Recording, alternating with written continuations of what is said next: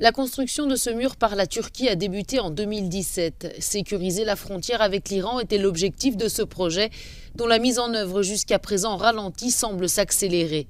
La crise afghane a réveillé la peur d'une crise migratoire en Europe.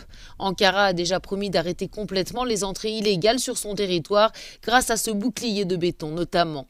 Quelques 156 km de ce mur de 3 mètres de haut destiné à stopper les migrants afghans ont déjà été érigés.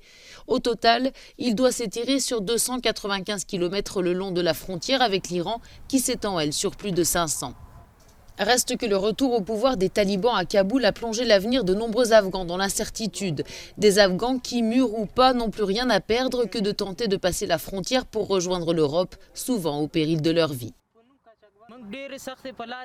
Nous avons rencontré beaucoup de problèmes sur le chemin. En 10 jours, nous avons atteint l'Iran et c'est notre 12e jour de marche.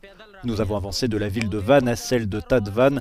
Nous avons connu la soif, la faim. Cela fait 1 semaine que nous sommes dans les montagnes et que nous essayons d'échapper à la police.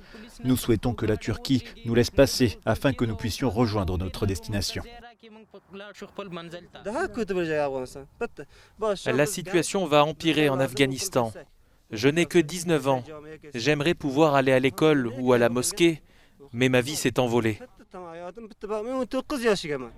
Selon les chiffres officiels, la Turquie accueille 120 000 réfugiés afghans, plus environ 300 000 migrants afghans en situation irrégulière, sans compter les plus de 3,5 millions de Syriens ayant fui la guerre et qui ont trouvé refuge dans le pays. Alors Ankara veut à tout prix prévenir ce qui pourrait se transformer en une vague migratoire identique à celle qui avait fait trembler le continent européen en 2015, avec l'afflux de millions de personnes fuyant les conflits au Proche-Orient et transitant par la Turquie.